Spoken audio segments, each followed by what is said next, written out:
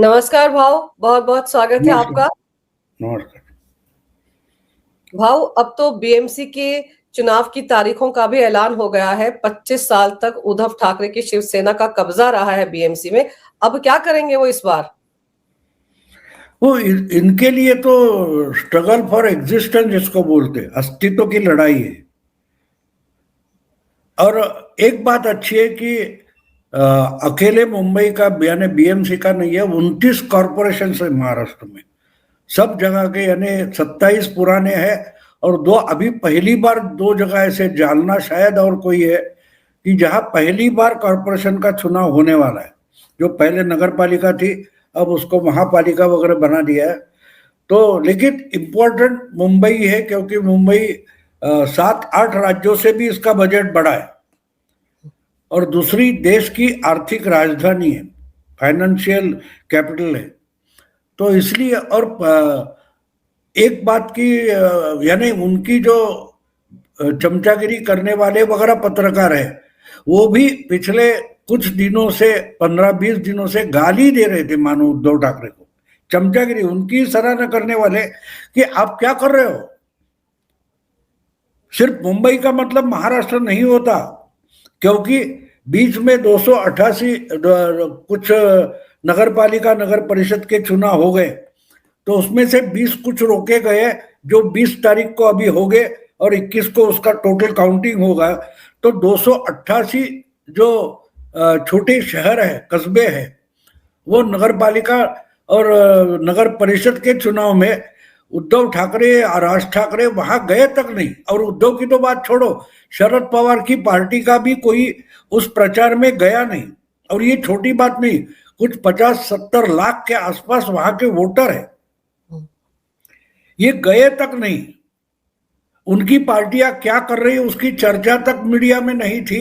तो इनके चमचे ही गुस्सा हो गए कि क्या आपके लिए सिर्फ मुंबई और बीएमसी ही महाराष्ट्र है, ये बोलने लगे। लेकिन मैं उस पर खुश था, यानी उद्धव ठाकरे के लिए खुश था। मैंने उनकी सराहना की कि भाई कम से कम थोड़ा दिमाग उद्धव ठाकरे का जगह पर आ रहा है, सही चल रहा है। कि जहां से शिवसेना की शुरुआत हो गई थी, जिस मुंबई में इनके पिताजी ने पैर जमाए 20 साल, और बाद में वो आहिस्ता आहिस्ता मुंबई ठाणे से निकलकर महाराष्ट्र में फैल गए। लेकिन अगर आपका जो गढ़ है मुंबई और ठाणे, अगर वही जगह आपका किला ढह जाता है या ढीला हो जाता है, डगमगाने लगता है, तो बाकी का जो महाराष्ट्र है उसमें आप कुछ कर नहीं पाओगे। और पिछले विधानसभा चुनाव में उसका सबूत मिल गया। इनके 20 एमएलए चुनकर आए, उसमें से 10 आधे एमएलए सिर्फ मुंबई के और 10 पूरी महाराष्ट्र में फैले हुए। कोकण में एक है, या नॉर्थ महाराष्ट्र में कोई 1-2 है, मराठवाड़ा में या विदर्भ में 1-2 करके 10 होते हैं, और अकेले मुंबई में 10 है। तो अगर उद्धव ठाकरे रिवाइवल के लिए और सर्वाइवल के लिए अगर बीएमसी में अपनी ताकत झोंकना चाहते और साथ में अपने चचेरे भाई को ले रहे, तो सही बात है। क्योंकि मीडिया के लिए पॉलिटिक्स नहीं होती, मैं नहीं मानता। पॉलिटिक्स अपनी अपनी पार्टी के लिए होते हैं, अपनी पार्टी के ताकत बढ़ाने के लिए, अपनी पार्टी का विस्तार करने के लिए होती है, ना कि मीडिया को हेडलाइन और ब्रेकिंग न्यूज देने के लिए होती है। तो मीडिया को क्या पसंद आएगा, इस पर जो नेता चल पड़ते उनका नुकसान होता है। जो हो गया उद्धव ठाकरे का, शरद पवार का, कांग्रेस का महाराष्ट्र में नुकसान हुआ है, या बिहार में हम देखते कांग्रेस या आरजेडी का नुकसान हुआ है, तो क्यों हुआ है? इनका एजेंडा मानो मीडिया तय करता था। इनके चमचे बैठे थे, वो यूट्यूब में हो गए या मेन स्ट्रीम मीडिया में हो गए। अगर वो तय करते हैं तो आप क्या करोगे? देखो, कैप्टन कमेंट्री बॉक्स में होगा तो मैच जीते नहीं जाते, कैप्टन को भी मैदान में होना पड़ता है। और इनके कैप्टन सब मीडिया में बैठे थे, तो उन पार्टियों का नुकसान हो गया। तो अगर उद्धव ठाकरे उनका साथ छोड़कर खुद के राह पर चल पड़े कि भाई कुछ भी हो जाए, हमको मुंबई फिर से कब्जा करनी है, तो अच्छी बात है। देखो, उनकी पॉलिसी मुझे पसंद हो ना हो, लेकिन मैं जब एनालिसिस करता हूं तो मैं हर पार्टी के लिए उनकी आइडियोलॉजी है, उनकी पॉलिसी है, उसके तहत वो सही जा रहे या नहीं जा रहे, उसकी आलोचना करता हूं, सराहना करता हूं। अब उबाठा शिवसेना यानी उद्धव ठाकरे की जो शिवसेना है, उसको फिर से अगर महाराष्ट्र में अपने पैर जमाने हैं तो उनका जो गढ़ है मुंबई और ठाणे, वहां उनको अपनी ताकत बनानी पड़ेगी, संगठन बनाना पड़ेगा, ताकत से खड़ा रहना पड़ेगा। और ये चुनाव खत्म होने के बाद 3 साल कुछ नहीं है, ना विधानसभा है ना लोकसभा है।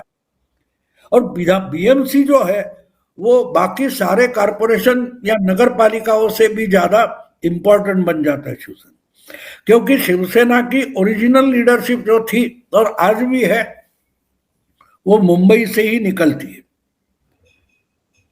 तो उनको जब मैं था, मैं जब सामना नहीं था और मार्मिक करके उनका जो वीकली था उसमें मैं एडिटर था, जब मुंबई से निकलकर शिवसेना पूरे महाराष्ट्र में फैल गई 87-86 के बाद, और 3 सालों में उन्होंने विधानसभा में 2 नंबर की जगह ले ली। तो वो कैसे फैली थी? अब मुंबई का एक एक छोटा जो पार्षद था, कारपोरेटर था, वो अलग अलग जिले के लिए उन्होंने संपर्क प्रमुख प्रभारी बनाया और वहां 3 सालों में शिवसेना खड़ी हो गई। लेकिन वो लीडरशिप, उसको जो संस्कार थे वो मुंबई के कारपोरेटर थे, जिस कारपोरेटर को बाला साहब ने अपनी ढांचे से बनाया था, अपने मोल्ड से बनाया था। तो अगर उद्धव को पर फिर से जो ताकत गवाई है वो लानी है तो उनको मुंबई में पैर जमाकर खड़ा रहना पड़ेगा, जीतना पड़ेगा। भले पूना हो या पुणे हो या संभाजी नगर हो या नागपुर हो या नासिक हो, वहां कुछ नहीं होगा तो बिगड़ता नहीं, लेकिन मुंबई में खड़ा होना पड़ेगा अगर उबाठा को असली शिवसेना बनना है तो। और ये एकनाथ शिंदे भली भांति जानते हैं, और इसलिए उन्होंने भी तय किया कि मुंबई में जब तक उद्धव ठाकरे स्ट्रांग है तब तक एकनाथ शिंदे की शिवसेना पूरी नहीं हो जाती। बाकी महाराष्ट्र में उद्धव है या नहीं उससे एकनाथ शिंदे को मतलब नहीं है। एकनाथ शिंदे को मतलब है जब तक वो मुंबई में उद्धव ठाकरे को मात नहीं देते तब तक पूरी की पूरी शिवसेना एकनाथ शिंदे की लीडरशिप पे नहीं आएगी।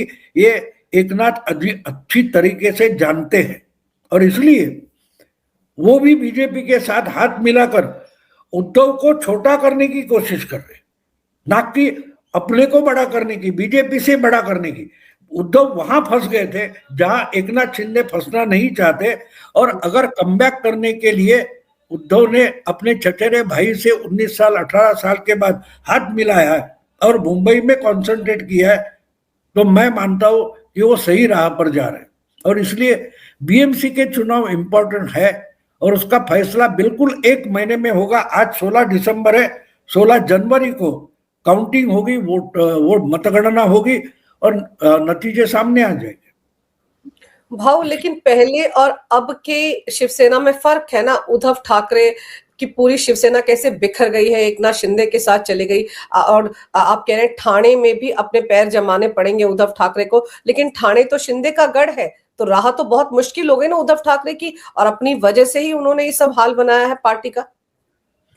देखो, एक बात होती है, तो आप जितने बड़े ओहदे पर जाते हो, आपके पास जितनी पावर आती है, जितने अधिकार आ जाते हैं, उसके बाद आपकी जिम्मेदारी बढ़ जाती है।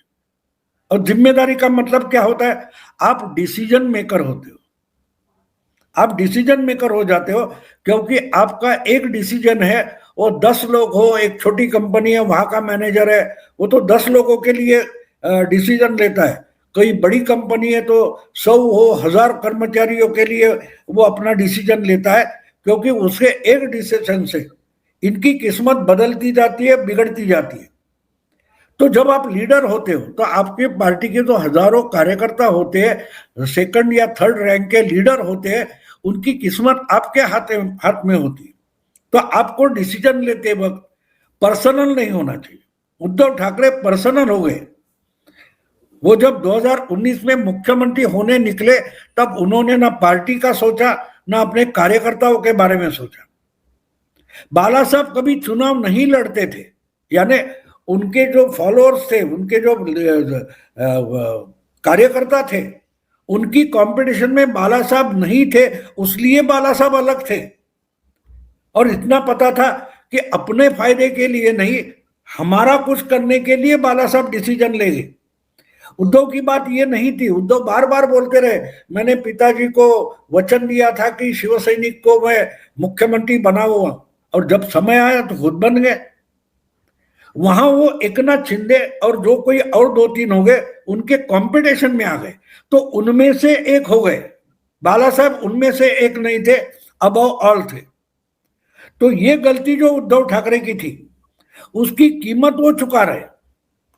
बाला साहब की जो मैं आपको एक बड़ी इंपॉर्टेंट जानकारी देता हूं कि शिवसेना एक ऐसी पार्टी है जो पार्टी बनी, लेकिन पहले 10 साल उसका कोई हेडक्वार्टर नहीं था, मुख्यालय नहीं था। 66 में शिवसेना की स्थापना हो गई, तो मातोश्री बाला साहब जहां रहते थे वहां मीटिंगें होती थी, या सुधीर जोशी का एक होटल जैसा था, उसकी टेरेस पर इनकी मीटिंगें चलती थी। लेकिन हर शाखा जो थी शिवसेना की, हर शाखा का छोटा मोटा ऑफिस होता था, भले 100 स्क्वायर फुट का होगा, 150 स्क्वायर फुट का होगा, किसी बिल्डिंग के नीचे छोटी जगह है वहां होगा, लेकिन हर शाखा का, उपशाखा का भी कार्यालय होता था, और वो हमेशा लोगों की भीड़ वहां लगी रहती थी। तो वो संगठन था। 75 में, 76 में सेना भवन बना उसके बाद, लेकिन बाला साहब सेना भवन में बहुत कम जाते थे। शिवसेना की ताकत शाखा में थी, वार्ड वार्ड में थी। तो चुनाव आ गया तो भाई कैंडिडेट कौन है इसकी चिंता नहीं थी। जहां उनका कॉर्पोरेटर था, अच्छा काम कर रहा था, वही रहेगा। अगर उसको बदलना है तो उसको बदलने के लिए उम्मीदवार भी तय था, जो शाखा प्रमुख होता था वो कैंडिडेट बनता था। मुझे याद है, जो आज साकीनाका वगैरह बोलते हैं, एयरपोर्ट सहार वगैरह है, वो घाटकोर एक बिल्कुल बड़ा इलाका था। उसमें पारा कदम नाम का एक कॉर्पोरेटर पहली बार 68 में चुनकर आया। 73 में उस वार्ड के 2 वार्ड हो गए, रमाकांत मयेकर और पारा कदम 2 कॉर्पोरेटर बने। रमाकांत कॉर्पोरेटर शाखा प्रमुख था पारा कदम का। आज वहां 7 या 8 कॉर्पोरेटर चुनकर आते, वो एक वार्ड था, आज वहां से विधानसभा चुनाव क्षेत्र बन गया, उतना पॉपुलेशन बढ़ गया। लेकिन कहने का मतलब यह है कि वो जो शाखा काम करती थी, इतनी जनता से जुल मिलकर रहते थे कि किसके घर में कुछ हो तो पुलिस थाने नहीं जाते थे, शाखा में जाते थे। वो जो था, वो उद्धव ठाकरे ने 25-30 साल में खत्म कर दिया। शिवसेना केंद्रित हो गई। एक वार्ड का भी डिसीजन है वो उद्धव ठाकरे ले लेंगे, वो नहीं होता था। क्या वार्ड में क्या चल रहा है बाला साहब को पता तक नहीं होता था। खबरें आई तो सुनते थे, अरे भाई बुलाते, उसको बुलाओ, शाखा प्रमुख को, कॉर्पोरेटर को। तो टिकट नहीं दिए जाते थे, टिकट नहीं बेचे जाते थे, ना दिए जाते थे, ना बेचे जाते थे। ये सब पिछले 30 साल का। और पार्टियों जैसे शिवसेना बन गई, वहां इनके गढ़ की जो नींव थी वो हिलने लगी, गड़बड़ वहां हुई। और अगर फिर से वो शिवसेना बनाने की कोशिश अगर उद्धव ठाकरे कर रहे हैं, तो मैं उनकी पीठ थपथपाऊंगा, और मैंने उसके लिए अलग वीडियो बनाया। तो मुंबई में उनको खड़ा। अब दूसरी बात है कि एकनाथ शिंदे कहां से आए? जिला प्रमुख थे आनंद दिघे, उनकी मैंने बाला साहब का जो एक जिला प्रमुख था, शाखा प्रमुख था, उसका चेला कौन है? एकनाथ शिंदे। तो वो उस मोल्ड से आया है। वो कार्यकर्ता था, शिवसैनिक था, शाखा प्रमुख था, फिर कारपोरेटर बना, फिर एमएलए बना, फिर मिनिस्टर बना। तो उसको मालूम है उसकी ताकत ठाणे में है, ठाणे डिस्ट्रिक्ट हो या ठाणे सिटी हो। तो ये गढ़ हिलना नहीं चाहिए। लेकिन मुंबई में उद्धव को शह देना है तो बीजेपी के साथ वो रहेगा, छोटा भाई बनकर रहेगा, कोई बात नहीं, लेकिन ठाणे में वो बड़ा भाई रहेगा। ये बीजेपी को एक्सेप्ट करना पड़ेगा। और दोनों ने वो तय किया है कि तुम तुम्हारा गढ़ रखो, हम उद्धव का गढ़ लेते हैं। लेकिन उद्धव मार्जिनलाइज हो जाता है तो मुंबई की शिवसेना भी आहिस्ते आहिस्ते खिसक कर एकनाथ के पास आ जाएगी। तो मुंबई की शिवसेना भी और पूरी की पूरी शिवसेना एकनाथ के नेतृत्व में उसका रिवाइवल हो सकता है। और ये करना जरूरी है तब तक जब तक उद्धव ठाकरे मुंबई पर कब्जा करके बैठेंगे, तब एकनाथ पूरी शिवसेना अपने कब्जे में नहीं ले सकते। इसलिए पर्सनल नहीं होना है लड़ाई में। आपको मैं एक उदाहरण देता हूं, गावस्कर का है। गावस्कर ने बढ़िया बोला था कि एक बार वो पाकिस्तान के साथ मैच खेल रहे थे और कोई बॉलर था, वो दौड़ते दौड़ते फास्ट बॉलर फॉलो थ्रू तक आता था और गाली देता था। तो श्रीकांत ने गावस्कर को पूछा, फील्डिंग बदल रही थी तो बीच में आकर वो देते ना टाइम पास करके बात करते, तो गावस्कर को पूछा ये बॉलर कौन है, बहुत गाली देता है। तो गावस्कर ने उस बॉलर का नाम बताया, तब श्रीकांत हैरान हो गया क्योंकि पहली 2 ओवर में उसको उसने फोड़ के रखा था, 6 और 4 मारे थे। लेकिन जब नाम सुना वो हैरान हो गया, अरे बाप रे इतना बड़ा बॉलर है, मैंने उसका मारा। और तीसरी ओवर में तीसरे या चौथे बॉल पर वो एलबीडब्ल्यू आउट हो गया, वो बैट पकड़ खेलने लगा। तो गावस्कर कहता है कि श्रीकांत एक बात भूल गया, बॉलर कोई भी हो, तुझे बॉलर से नहीं खेलना है, तुझे बॉल से खेलना है। जब बॉलर से खेलने लगते हो तो उसका बोझ चढ़ जाता है, बैगेज आ जाता है।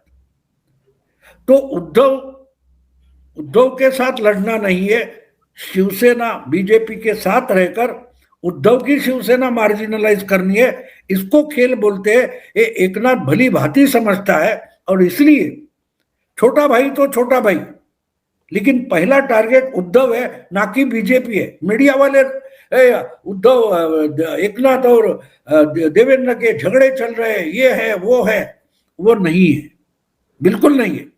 क्योंकि एकनाथ जानता है कि उसकी प्रायोरिटी क्या है। उसकी प्रायोरिटी बीजेपी को हराना या बीजेपी से बड़ा बनना नहीं है। जब तक उद्धव मार्जिनलाइज नहीं हो जाता तब तक बीजेपी से पंगा लेना नहीं है, ये एकनाथ जानते हैं और उसी ढंग से जाते हैं। जब आगे चलकर वो बीजेपी से भी 2 हाथ कर सकते हैं, कोई बड़ी बात नहीं है।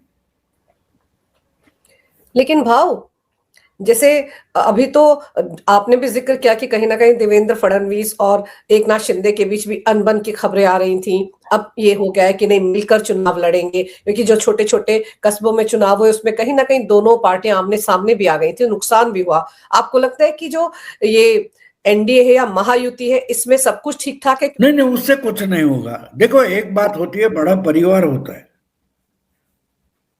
जब बड़ा परिवार होता है तो बड़े परिवार में एक बात होती है हमेशा कि आपके बच्चे होते हैं, छठेरे जो भाई होते हैं, बहना होती है, एक साथ रहते हैं, उनकी शादियां हो जाते हैं, उनके बच्चे होते हैं। अब पोता पोती में झगड़ा हो जाता है, 2-3 फैमिली जो होती है एक ही परिवार में, तो उसका झगड़ा लेकर घर टूटता नहीं है। हाँ झगड़ते हैं, एक दूसरे को गालियां तक देते हैं, लेकिन परिवार बनकर इकट्ठा रहते हैं। तो पोते तीसरे जनरेशन में कुछ झगड़ा हुआ है इसलिए परिवार टूटेगा, ये कल्पना विलास होता है, वैसा नहीं होता है। हाँ ठीक है, एक विधानसभा क्षेत्र में, एक तहसील में जो एक छोटी नगर पालिका है उसमें जो झगड़ा है वो अगर आप स्टेट लेवल पर लाते हो तो वो परिवार रहता नहीं है। परिवार देखो, मैं आपको याद दिला दूं, जो बीजेपी में अभी है प्रवीण दरेकर, ये राज ठाकरे के गुट का था, फिर मनसे से एमएलए भी बना, बाद में बीजेपी के साथ चला गया।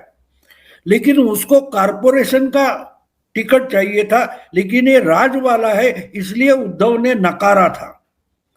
वो आगे चलकर मनसे के साथ गया तो एमएलए बना, उद्धव उसको पार्षद नहीं करना चाहता था। और ये जो कल घोसालकर नाम की महिला जो बीजेपी के साथ चली गई, उसका ससुर और प्रवीण दरेकर, इन दोनों में मारामारी तक हुई थी। तो जब उद्धव ये लोकल वार्ड के लेवल का पॉलिटिक्स पूरे पार्टी का पॉलिटिक्स बनाए, वहां उनका नुकसान हो गया। वो ना एकनाथ शिंदे के पार्टी में चल रहा है, ना बीजेपी में चल रहा है, ना महायुति में चल रहा है। ये वार्ड का झगड़ा है, ये तहसील का झगड़ा है, ये जिले का झगड़ा है। वो झगड़ेंगे, बाद में इकट्ठा बैठेंगे, ये तय हुआ है। ये 3-3.5 महीने पहले देवेंद्र ने साफ साफ बोला है कि जहां युति नहीं रहेगी, सीट का बंटवारा नहीं हो सकता, गठबंधन नहीं हो सकता, वहां एक दूसरे से लड़ेंगे, कोई बात नहीं, एक दूसरे से लड़ेंगे।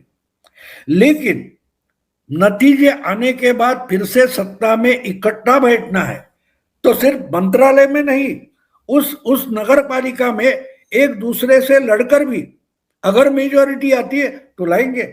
और ये जब एक दूसरे से लड़ते हैं तो उसका पॉलिटिक्स भी समझना जरूरी है। अगर एक गठबंधन की दो पार्टियां कुछ जगह एक दूसरे के साथ पूरे ताकत से लड़ती है तो वो दोनों के अपोजिशन की जगह स्पेस खा लेती है। कणकवली नाम की नगर परिषद है, छोटी, लेकिन वहां नारायण राणे के दो बेटे, एक शिवसेना और दूसरा बीजेपी, एक दूसरे के खिलाफ लड़े, लेकिन नतीजे के बाद साथ आएंगे तो वो नगर परिषद किसके हाथ में रहेगी? राणे के हाथ में रहेगी ना। ये एनालिसिस करने वालों का दिमाग नहीं चलता। अरे ये शिवसेना है, वो बीजेपी है, दोनों एक दूसरे के गिरेबान पकड़े, कॉलर पकड़े हैं, इस पर जाते ही ये जर्नलिज्म है ही नहीं। ये समुद्र सतह पर देखते हैं, समुद्र समझना है तो गहराई तक जाना पड़ेगा, नीचे बिल्कुल ठंडा है। ये ऊपरी ऊपरी बातें हैं, जो ब्रेकिंग न्यूज होती है, खबरें होती है, खुलासे होते हैं, आरोप होते हैं, ये ऊपर ऊपर की उथल पुथल है। जब देवेंद्र बोलता है कि चुनाव के नतीजों के बाद इकट्ठे सत्ता में बैठना है तो खिलाफ लड़ो, लेकिन बाद में इकट्ठा आ जाओ। सत्ता हमारे हाथ में होनी चाहिए, मंत्रालय की हो या नगर पालिका की हो। ये ठीक है, पॉलिटिक्स कार्यकर्ता नहीं, लेकिन मुझे अजीब लगता है कि जो पत्रकार इस पर बातें करते हैं बड़ी बड़ी, ये तो गया, ये तो टूटा, मजाक उड़ा रखा है। ये है ही नहीं। ये बच्चे जैसे एक्साइट होकर उथल पुथल करना शुरू कर देते हैं। बिल्कुल इस ढंग का एनालिसिस चलता है। अभी देखो पूना में अगर मुंबई में साथ बैठे, लेकिन पूना हो या पिंपरी चिंचवड़ हो, ये दोनों जगह एनसीपी को हरा कर ही दोनों कॉरपोरेशन अगर बीजेपी ने जीते हैं तो वहां एक दूसरे के खिलाफ लड़ेंगे। लेकिन इसमें शिवसेना हो, उद्धव ठाकरे की शिवसेना हो या कांग्रेस को, उसको जगह बचती नहीं। अजीत दादा वर्सेस देवेंद्र, तो दोनों मिलकर आखिर में नतीजे के बाद उनकी ही मेजॉरिटी होने वाली है। समझो बीजेपी फिर से ज्यादा आई लेकिन मेजॉरिटी नहीं हुई तो बोले कि हम बड़े, भाई तेरे को डिप्यूटी मेयर करते, हमारा मेयर बनेगा। तो एक दूसरे के खिलाफ लड़ेंगे लेकिन सत्ता में एक साथ बैठेंगे। यही पॉलिटिक्स है जो आज के एनालिस्ट के दिमाग में नहीं आता। अब इसको क्या करें? तो ये जो तीसरी जनरेशन के कार्यकर्ताओं के झगड़े हैं, उस पर सरकार बनती नहीं ना टूटती है, ये हमें समझना जरूरी है। पर भाऊ, आपको बीएमसी को देखकर क्या लग रहा है? आप वहां पर किस तरह का गणित बन सकता है? क्योंकि मैंने जैसे शुरू में भी पूछा आपसे कि 25 साल तक तो शिवसेना का कब्जा रहा, उद्धव ठाकरे के लिए राह तो बहुत मुश्किल है ना, भले ही वो राज ठाकरे के साथ चला जाए। नहीं, एक बात है जो हो रहा है, वो जो मैं देख रहा हूं, बीजेपी सबसे बड़ी पार्टी बनकर उभरेगी। उद्धव और एकनाथ दोनों की संख्या एक जैसी रहेगी, लेकिन एकनाथ जबकि बीजेपी के साथ है तो बीजेपी का मेयर बनेगा, सत्ता बीजेपी और एकनाथ के साथ रहेगी। और इसमें मारे जाएंगे कौन? तो एनसीपी और कांग्रेस, उनकी जगह खत्म हो जाएगी। पैसे तो कांग्रेस लास्ट टाइम ही खत्म हो गई है, जो हमेशा शिवसेना से टक्कर देने वाली पार्टी थी, यानी जिनके शिवसेना से 10-15 कारपोरेटर कम होते थे, वो बहुत संख्या में कम हो गए, यानी उनको स्पेस ही बची नहीं, 27-30 पर आ गए। इसके बाद शायद 10-15 भी बचेंगे कि नहीं पता नहीं। एनसीपी के तो मुंबई आए कुछ नहीं, कुछ 8-10 आएंगे तो आएंगे, लेकिन एकनाथ, उद्धव और बीजेपी, ये तीनों में ही बीएमसी पूरी हो जाएगी। यानी 80%, 85% ये तीन पार्टियां, शिवसेना, उबाठा और बीजेपी, इनमें बढ़ जाएगी बीएमसी। हाँ, बीच में जो खबरें आ रही थी कि एक दूसरे के नेताओं को, एक दूसरे के कार्यकर्ताओं को आपस में लेने की होड़ लगी हुई है, शिंदे की शिवसेना में और बीजेपी के बीच में अब अंदर खाने समझौता हो गया है, दल नहीं बदलवाएंगे अपने नेताओं के। क्या सब कुछ ठीक है इस वक्त महायुति में?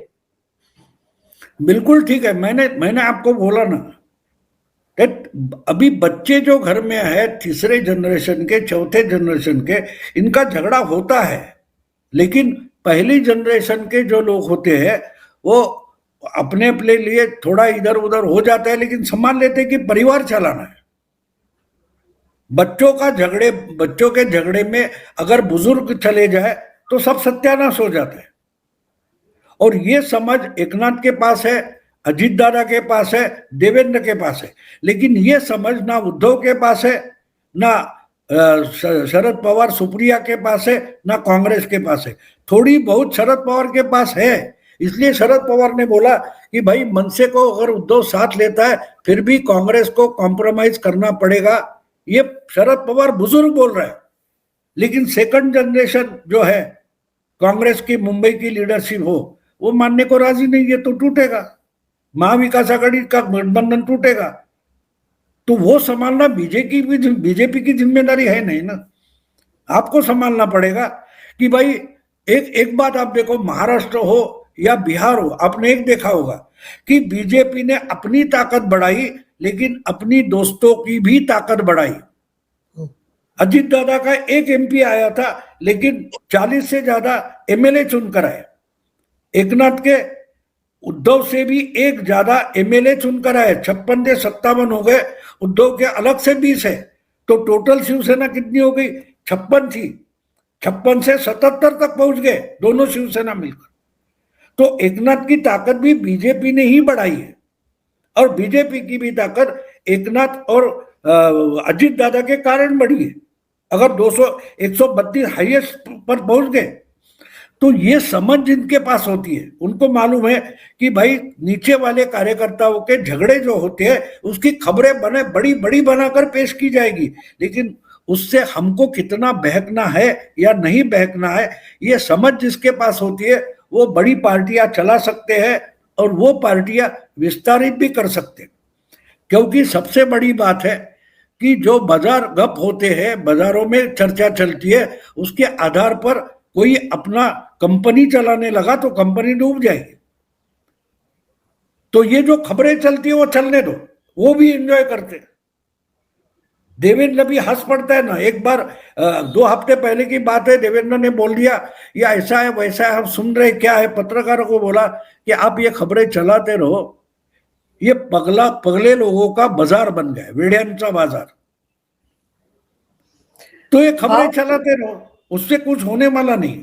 हम समझदार है तो एक दूसरे के कार्यकर्ता उनको समझाएंगे, लेकिन जब कार्यकर्ताओं को खेलने का और झगड़ने का सवाल है, ये जो इकाइयों के चुनाव होते हैं ये कार्यकर्ताओं के होते हैं, एक दूसरे से झगड़ेंगे।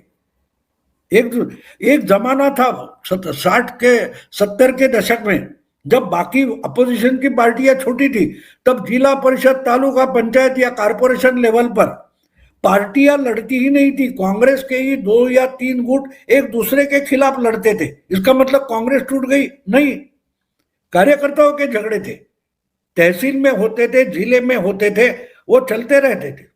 लेकिन जब विधानसभा और लोकसभा का होता था तो पूरी कांग्रेस, पूरे गठ इकट्ठा होकर लड़ते थे। तो वही आज उसको ही युति बोलते हैं, गठबंधन बोलते हैं। ये आज के जमाने के जो पत्रकार है उनके दिमाग में आता ही नहीं, उनको समझता नहीं, तो ये अपने तरीके से उथल पुथल कर देते हैं, उसमें कोई बड़ी बात नहीं है। इसलिए घर में बैठकर भी मैंने बिहार का हो या महाराष्ट्र का चुनाव का नतीजा पहले से बता दिया था। बिल्कुल सही कह रहे हैं आप भाव। रहा तो मुश्किल है उद्धव ठाकरे के लिए, लेकिन देखते हैं राज ठाकरे के साथ जाकर वो कौन सा कमाल करते हैं बीएमसी में। लेकिन नुकसान सबसे ज्यादा कांग्रेस और शरद पवार की एनसीपी का होने वाला है। भाऊ, आपने समय निकालकर इस विषय पर बहुत ही अहम जानकारी मेरे दर्शकों को दी। आपका बहुत बहुत धन्यवाद। नमस्कार। भारत माता की जय। वंदे मातरम। जय श्री राम।